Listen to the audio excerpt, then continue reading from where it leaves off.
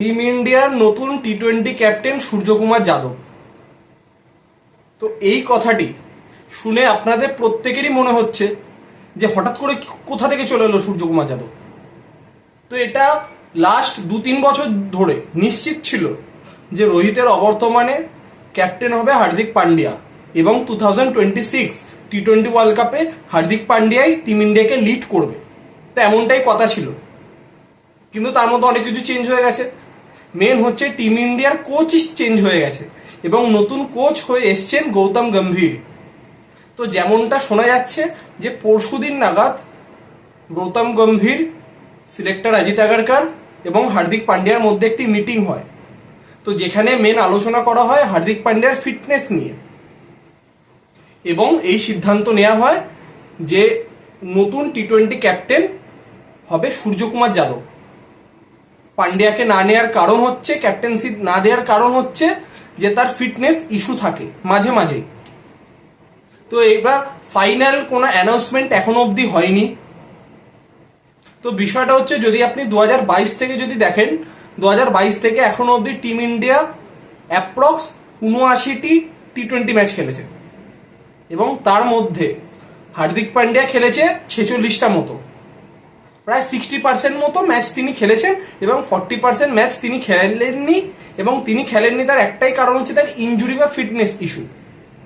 তো 2018 এশিয়া কাপে তিনি যে তার ব্যাক ইনজুরি হয়েছিল, তো তারপর তাকে সাফার করতে হয়েছিল বহুদিন, বহু বছর ইনফ্যাক্ট। তো 2021 টি-20 ওয়ার্ল্ড কাপে তিনি বোলিং করেননি। তো তারপর তার ফর্মের জন্য তিনি দল থেকে বাদ পড়েন। তারপর টাইম নিয়ে তিনি 2022-এ কামব্যাক করেছিলেন, সেখান থেকে তিনি ভালো ক্রিকেট খেলছিলেন। তারপর 2023 ওয়ার্ল্ড কাপে আবার ইনজুরি। তো ওয়ার্ল্ড কাপ পরবর্তী সময় তো তাকে বহুদিন মাঠের বাইরে থাকতে হয়েছিল। তো এই বছর তিনি আইপিএল থেকে আবার পুরোপুরিভাবে মাঠে নেমেছিলেন। তো এবার হার্দিক পান্ডিয়া ফাইনালে যেরকম বোলিং করেছে, তো সেই সমস্ত দিক থেকে দেখতে গেলে ফ্যান্সরা তো বলছে এটা তো ইনজাস্টিস হচ্ছে। আবার উল্টো দিকে কিছুজন বলছে যে সূর্যকুমার যাদব যেই ক্যাচটি নিয়ে ওয়ার্ল্ড কাপ জিতিয়েছে, তো তার দিকে তখন পাল্লা অনেকটাই ভারী।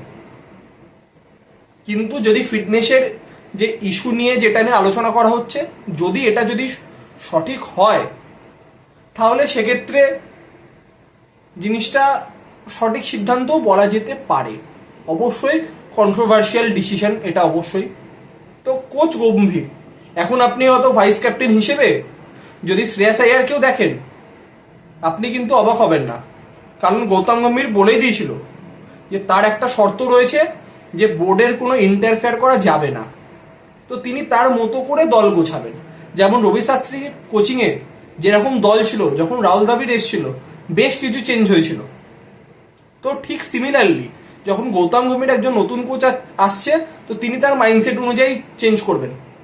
তো আপনি কার্যত নিশ্চিত হতে পারেন টি-20-তে 3 নম্বর পজিশনে ওয়ার্ল্ড কাপে খেলেছিল পান্ত, কিন্তু পান্ত প্রায় 90% নিশ্চিত তিনি খেলবে না। তিনি দলে থাকবে কিনা এটাও কোনো গ্যারেন্টি নেই, কারণ তিনি টি-20 বা ওয়ানডেতে সেরকম কিছু করে দেখাতে পারেনি। টেস্ট ক্রিকেটে অবশ্যই তিনি ফার্স্ট চয়েস। তো বহু কিছু চেঞ্জ হয়তো আমরা আগামী দিনে দেখতে চলেছি এবং তার মধ্যে অন্যতম একটি যে সূর্যকুমার যাদব সম্ভবত টি-20 ক্যাপ্টেন হতে চলেছে এবং তিনি ক্যাপ্টেন্সি কন্টিনিউ করবেন 2026 টি-20 ওয়ার্ল্ড কাপ অবধি। তো এই বিষয়ে এখন কোনো অফিসিয়াল আপডেট আসেনি, আসলে অতি অবশ্যই আপনাদের সাথে আমি শেয়ার করব। তো সম্ভবত আমরা এই চেঞ্জটা যে শ্রীলঙ্কা সিরিজ থেকেই আমরা দেখতে চলেছি কার্যত। এবং গৌতম গম্ভীর তো এটাও চেয়েছেন যে রোহিত, কোহলি এবং বুমরা তারা যেন শ্রীলঙ্কার এগেনস্টে ওয়ানডে সিরিজটা খেলে, কারণ তার ফার্স্ট কোচিংয়ে ফার্স্ট সিরিজ। তো দলকে নিজের মতো করে গুছিয়ে নিতে হবে। এবং হার্দিক পান্ডিয়া ইতিমধ্যেই জানিয়ে দিয়েছে যে তিনি শ্রীলঙ্কা যে ওয়ানডে সিরিজ সেখান থেকে তিনি রেস্ট চেয়েছেন। তো যে এই কারণের জন্য নয়, তার ব্যক্তিগত কিছু কারণের জন্য তিনি রেস্ট চেয়েছেন।